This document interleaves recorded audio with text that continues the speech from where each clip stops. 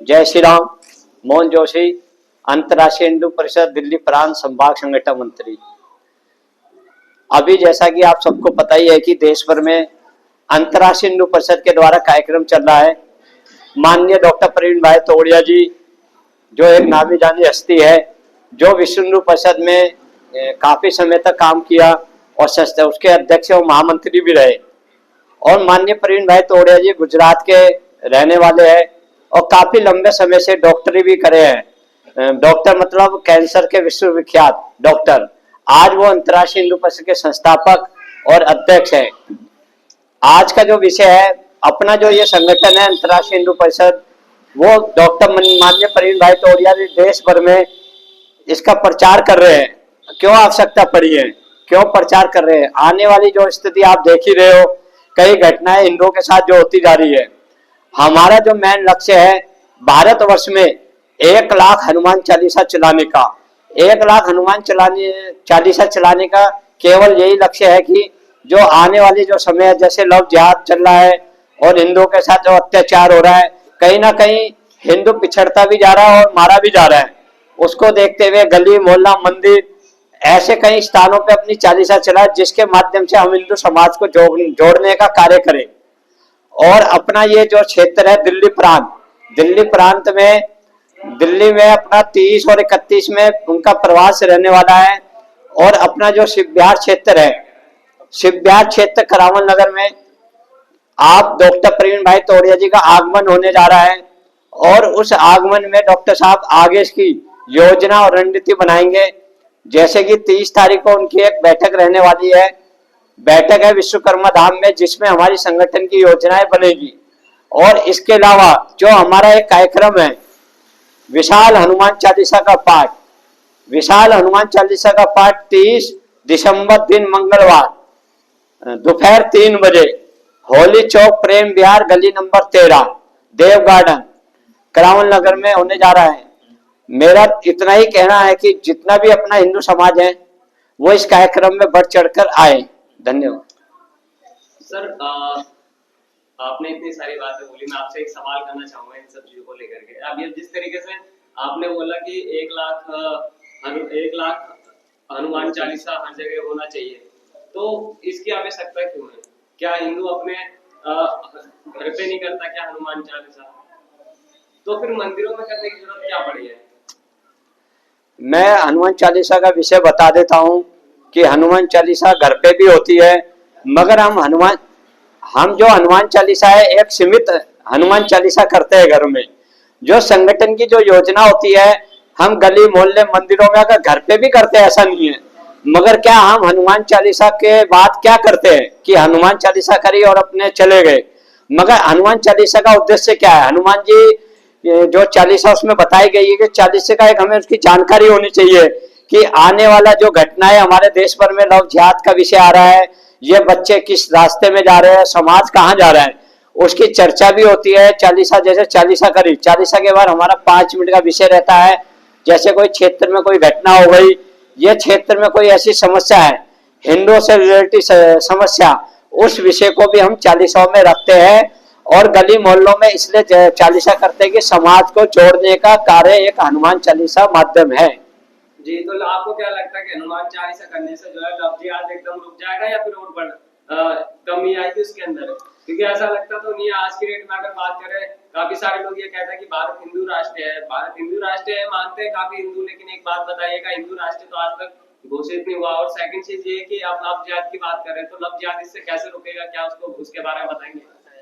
आपने जैसे बताया कि हनुमान चालीसा हम गली में करते हैं। मान के चलो हमारे वहां पे जो कार्यकर्ता रहेंगे, ये वहां का समाज रहेगा, जब वो चालीसा में आएगा, ये हमारी माता बहनें आएगी, तो उनको एक तरह से एक दिशा मिलेगी कि हम उनको एक ट्रेनिंग भी देते हैं संगठन के माध्यम से माता बहनों को, कि किस तरीके से वो हमारी बेटियों को फलसफा मतलब किस तरीके से वो हमें ले जाता है। तो एक चालीसा के माध्यम से हम समाज को जागरूक का काम करते हैं। आने वाली जो स्थिति है उसके लिए हम उन्हें आगे करते हैं। इसलिए चालीसा की आवश्यकता रही हिंदू राष्ट्र की। हिंदू राष्ट्र तो आपको पता ही है, एक ना एक दिन तो बनना ही है। पहले ये विश्व गुरु था। विश्व गुरु क्यों कहते थे? क्योंकि हर विश्व में, हर देश में केवल हिंदू सनातन धर्म था। आज हम पिछड़ते जा रहे हैं और हिंदू राष्ट्र बनाने के लिए समाज को एकजुट होना पड़ेगा, हिंदू समाज को आगे आना पड़ेगा और सबको बताना पड़ेगा। हम ये नहीं करें कि जबरदस्ती, नहीं। जो भी थे पहले, आपको पता होगा जो इस्लाम धर्म था ये ईसाई धर्म था। अगर आप पुराने समय पे जाओगे, प्राचीन मतलब जब ये अपना सनातन धर्म था उससे पहले कई वर्ष, हजारों वर्ष पुराने पीछे, जब महाभारत का युग था, राम जी का युग था, क्या आप मुझे बता दीजिए कहीं ऐसा कहीं मुसलमान या कोई ईसाई थे? नहीं, ये सब पहले सनातनी थे और पहले हिंदू ही थे। अच्छा, ये अभी प्रवीण पिछोड़िया जी को बात कर रहे हैं, अभी क्या लगता है कि वो आएंगे? और आने के बाद में आपने बोला कि जिस तरीके से यहाँ पे प्रोग्राम होगा तो उसके बारे में थोड़ी आप जानकारी देना चाहेंगे दर्शकों को? अपने माननीय प्रवीण भाई तोड़िया जी जो अभी आपको पता ही है देश भर में उनका प्रवास हो रहा है और अभी डॉक्टर साहब पंजाब में भी प्रवास कर रहे हैं। यहाँ आने का उद्देश्य यही है क्योंकि उन्होंने अपना जीवन समाज के लिए लगाया। आज वो 70 साल की आयु के हैं। केवल उनका एक ही मकसद है कि आने वाली जो स्थिति है उसको ठीक करे और हिंदू कैसे बचे। क्योंकि डॉक्टर साहब ने एक विषय और उठाया है जो मैं आपकी जानकारी में दे दूं कि जनसंख्या नियंत्रण कानून, अगर सरकार जनसंख्या नियंत्रण में लगाम नहीं लगाएगी तो हम, हमारे माननीय प्रवीण भाई तोड़िया जी ने ऐलान करा है कि 3 बच्चे सच्चे हिंदू, मतलब 3 बच्चे हर हिंदू को करने का ऐसा पूरे देश भर में उन्होंने अभियान चलाया है। 2 तो है ही, जो तीसरा बच्चा करेगा उसका संगठन खर्चा उठाएगा अगर सरकार ने इसमें लगाम नहीं लगाई जनसंख्या में। तो इसलिए डॉक्टर साहब का इस समय जो प्रवास चल रहा है कि संगठन को, मैं बता देता हूं, संगठन को मजबूत करना, जो हमारे कार्यकर्ता है किस तरीके से काम कर रहे हैं और हमारा जो मेन मकसद है जमीन नीचे से कार्य शुरू हो और जब जाके ऊपर तक पहुंचे। इसलिए मैं भी बता देता हूं, डॉक्टर साहब का एक ही लक्ष्य है पूरे भारतवर्ष में 1 लाख हनुमान चालीसा चलाने का, जिसके माध्यम से हिंदू समाज को जागरूक करना, जो आने वाली स्थिति है उसको मजबूत करना। अच्छा, लेकिन सर काफी जगह एक चीज देखी जाती है, मैं आपसे एक और सवाल करना चाहूंगा इन सब चीजों से हट करके। अब चाहे बांग्लादेश की बात कर ले तो बांग्लादेश में काफी हिंदुओं को जो है जला करके मारा गया, और उसके साथ साथ अगर एक चीज और देखी जाए तो इससे पहले भी बांग्लादेश में हिंदुओं को मारा गया था, तो आज की डेट में 24,000 से ज्यादा हिंदू मारे जा चुके हैं वहां पर। तो उन सब चीजों को लेकर के आप क्या कहना चाहेंगे? अच्छा, एक बात बताइए, पहले बता दूं, अंतर्राष्ट्रीय हिंदू परिषद राष्ट्र बजरंग दल से मुस्तफाबाद विधानसभा से मीडिया प्रभारी हूँ।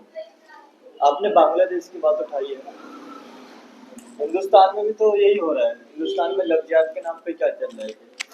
हिंदुस्तान में मंदिरों को तोड़ने के नाम पे क्या चल रहा है? अच्छा, एक बात बताइए, हिंदुस्तान के अंदर ही अगर मैं बात करूं तो हिंदुओं को ही हिंदू मार रहा है। सेकुलरिज्म का नाम सभी को पता होगा, एक सेकुलरिज्म का नाम का कीड़ा हर एक हिंदुओं के अंदर है। तो बांग्लादेश को क्यों ले जा रहे हो? पाकिस्तान बांग्लादेश समझ। अच्छा, बांग्लादेश को लाने के जहाँ भी बात बताइएगा, फिर बंगाल में ऐसा क्यों हो रहा है? फिर उसके अलावा अगर बात करें चाहे और भी राज्यों में ऐसा क्यों हो रहा है, हिंदू क्यों मारे जा रहे हैं? अगर यही बात है तो फिर आरएसएस तो वहाँ पर भी है, आपका हिंदू परिषद वहाँ पर भी है, तो वहाँ पे ऐसे घटनाएं सामने क्यों आ रही है? ये सोच लीजिए दिल्ली में क्यों ऐसी घटनाएं सामने आ रही है? आरएसएस हो, राष्ट्रीय बजरंग दल हो, राष्ट्रीय हिंदू परिषद हो, विश्व हिंदू परिषद हो, करणी सेना हो, गोरक्षा दल हो, चाहे हिंदू के कोई से भी दल हो, वो हाथ पकड़ के लेकर के नहीं जाएगा। वो बता सकता है, सिखा सकता है, समझा सकता है, बस आपको हाथ पकड़ के नहीं कहेगा कि बच्चा बेटा फिर भाई ऐसे मत करो, फिर ऐसे मत चलो। आप एक बार सुन करके दूसरी बार एक कान से सुनते दूसरी कान से निकाल देते हो, फिर उनकी गलती क्या है? वो तो सोशल मीडिया के जरिए हो, चाहे किसी के भी जरिए हो, चाहे सभा के जरिए हो, चाहे समाज के जरिए हो, या हनुमान चालीसा के जरिए हो, तो जगाने का प्रयास कर ही रहा है। 1 लाख हनुमान चालीसा और किस लिए बोली जा रही है? 1 लाख हनुमान चालीसा इसलिए तो बोली जा रही है कि कम से कम हनुमान चालीसा होगी तो बच्चे को हनुमान चालीसा भी याद होगी। जिसको हनुमान चालीसा याद नहीं उसे हनुमान चालीसा याद होगी, और उसका जो हनुमान चालीसा के बाद 2 मिनट का स्पीच होती है, 10 मिनट की स्पीच होती है, उस स्पीच में यही तो बताया जाएगा कि भाई हिंदुओं जाग जाओ, वरना तुम्हारे गैल क्या होगा आगे के समय में वो तुम्हें भी नहीं पता। अच्छा, एक बात बताइएगा, आप कह रहे हैं 1 लाख का, तो मैं भी कहता हूँ 1 लाख होना चाहिए, ठीक है, लेकिन 1 लाख पूरे भारत में, क्या आपको नहीं लगता अगर दिल्ली में अगर बात कर ले तो इतने सारे जो लोकल एरिया हैं तो उनमें से कम 10-15 हजार तो यही हो जाएगा। अगर आप पूरे भारत का आंकड़ा लेकर के चल रहे हैं तो आपको लगता है 1 लाख में पूरे हिंदू को कवर कर पाएंगे? करने वाले होने चाहिए, ऐसा है जी, इसमें मैं बता दूं 1 लाख हनुमान चालीसा का तो अभी हमारा लक्ष्य है। 1 लाख का मतलब होता है कि हम कितने परिवारों तक पहुंचे। 1 लाख का मतलब है कि 10 करोड़ परिवारों के घरों पे पहुंचना। अगर हम लक्ष्य जब यहाँ से स्टार्ट करेंगे तो अपना भी ऑटोमेटिक लोग जुड़ेंगे। 1 लाख का मतलब ये नहीं कि 1 लाख हनुमान चालीसा, 1 लाख के माध्यम से आप ये देखो ना कितने करोड़ हिंदू समाज हमसे जुड़ेगा और जुड़ेगा। जैसे अभी आपने घटना बताई बांग्लादेश की, मेरा इतना ही कहना, मैं स्वयं बचपन से संघ में रहा, विश्व हिंदू परिषद में रहा, अन्य संगठनों में काम कर रहा हूँ और आज भी कर रहा हूँ। तो मेरी जो अंदर की पीड़ा है, मानता हूँ बांग्लादेश में आप देख भी रहे हो इतनी बड़ी घटना हुई होती जा रही है। बांग्लादेश क्या पूरे देश भर में, भारत में हो, पाकिस्तान में 1% आज हिंदू रह गया है।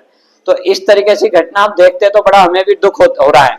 मगर मेरा ये कहना, जो संगठन का काम क्या है, संगठन का मतलब क्या होता है, पहले तो हमें ये विचार करना पड़ेगा। संगठन एक समूह है, संगठन के माध्यम से हम लोगों को जागरूक करते हैं कि आने वाली जो स्थिति है उसको हम समझ जाए और आगे हम इसको देखें कि कल को हम। एक चीज और, बांग्लादेश की बात करी थी, बांग्लादेश में तो पत्रकार सेफ नहीं, आपके भारत में पत्रकार इस टाइम सेफ नहीं चल रहे। बंगाल की बात कर ले, बंगाल से पता नहीं चल पा रही, खबरें ही नहीं आ रही वहां के पत्रकारों की कि भाई वहां पर जो रिपोर्ट निकलती है तो कहाँ जाती है। वहां के चाहे कोई से भी भारत के नेशनल मीडिया, रिपब्लिक वार्ता ले लो, आज तक ले लो, जी न्यूज ले लो, एबीपी न्यूज ले लो, डीडी न्यूज ले लो, टाइम्स नाउ ले लो, कोई से भी, चाहे लोकल हो चाहे नेशनल हो, वहां के पत्रकार सेफ नहीं है इस टाइम। ममता बनर्जी डायरेक्ट कहती है कि महिलाओं को 8 बजे के बाद घर में रहना चाहिए, 8 बजे के बाद घर से बाहर नहीं निकलना चाहिए। ये कौन सी बात होगी ममता बनर्जी की, ये बताइए। यहाँ पे आपको कल की ब्रेकिंग न्यूज बता दूं, परसों की ब्रेकिंग न्यूज ये थी कि बांग्लादेश में एक हिंदू भाई को जिंदा जला दिया, और कल की ब्रेकिंग न्यूज है एक 8 साल की बच्चों को जिंदा जला दिया बांग्लादेश में। अब बताइए कहाँ की मानसिकता चल रही है इन लोगों की। सबसे बड़ी बात तो यहाँ पे ये आ रही है ना कि इनका डायरेक्ट टारगेट आ रहा है हिंदू। ये सीधा बोल रहे हैं कि हिंदू हमारे लिए काफिर है। अब जो हम हिंदू परिषद में क्या हिंदू जो आपके जो संगठन है हिंदू परिषद, क्या उसने ठेका ले रखा है सारे हिंदुओं को बचाने का? मेरे हिसाब से पत्रकार महोदय आप भी हिंदू हो गए। आपका नाम क्या है? आपके वो नाम जानना चाहूंगा। नहीं, आप जवाब दीजिए। नहीं, आपका नाम भी जानना चाहूंगा ना मैं। नाम बताइए ना। आप जवाब दीजिए ना। आप नाम तो बताइए एक बार अपना। नहीं, आप जवाब दीजिए, सवाल पूछ रहे हो। हाँ, तो सवाल के ऊपर हमने भी एक सवाल कर दिया, आप एक बार नाम तो बता दीजिए अपना। नाम से क्या करेंगे, आप अपना जवाब रखिए। आप कह रहे हैं कि हिंदू परिषद जगाने का ठेका ले रहा है, तो ठीक है, हिंदू परिषद नहीं जगा रहा है। बंगाल में जिस तरीके से पत्रकारों को मारा जा रहा है, पत्रकारों के साथ हिंसा हो रही है, ठीक है, आप भी लिपटे जाएंगे एक ना एक दिन, याद रखिएगा इस चीज को। अगर हिंदू परिषद नहीं जगाएगा ना, राष्ट्रीय दल नहीं जगाएगा, तो आप जैसे पत्रकार हो तो जिंदा लटका देंगे ये लोग और वहां पे जिंदा जला देंगे। इस बात को याद रखिएगा। वो बांग्लादेश और बंगाल नाम का अंतर चल रहा है, दोनों में जगह, दोनों में ना काम एक ही हो रहा है, हिंदुओं को मारना। तो केंद्र सरकार क्या कर रही है? आपके बीजेपी की सरकार हिंदुओं की पार्टी बोली जाती है, तो फिर केंद्र सरकार क्या कर रही है उसमें? अमित शाह जी पे सवाल नहीं खड़े होते हैं? बीजेपी क्या नाम है, अच्छा ठीक है, वहाँ की मुख्यमंत्री कौन है? मुख्यमंत्री कौन है क्या नाम? बंगाल में? हाँ, ममता दीदी।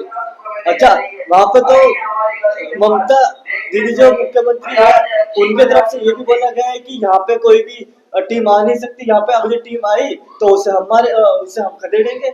अब इसमें बीजेपी सरकार क्या करेगी? और वैसे भी बीजेपी की सरकार क्या नाम है, जो देश से जुड़े काम होते हैं उसके ऊपर फैसले लेते हैं। ये राज्य का पता ना, 144 क्यों नहीं लगाते बंगाल में? 144 का फायदा है वहाँ पे मेरे फायदा। अरे वहां से तो खबर नहीं निकली, वहां से तो खबर नहीं निकली। 144 का कैसे फायदा हो सकता है? जब बीजेपी ऐसा है, अरे 144 का फायदा कैसे होगा? वहां से खबर निकलेगी जब तो कुछ फायदा होगा। वहां पे पत्रकारों का मारा जा रहा है, वहां पे सुप्रीम कोर्ट के एडवोकेट नहीं बच पा रहे ठीक से। आप मीडिया वाले हैं तो क्या सिर्फ मीडिया के कुछ सोचेंगे क्या? तो एक बार बताइए, पावरफुल कौन होता है? संविधान के चौथे स्तंभ को मीडिया को चौथे स्तंभ बताया जाता है। जब चौथे स्तंभ को हिलाया जा रहा है तो आम जनता तो भूल ही गई है वहां के। अब बताइए।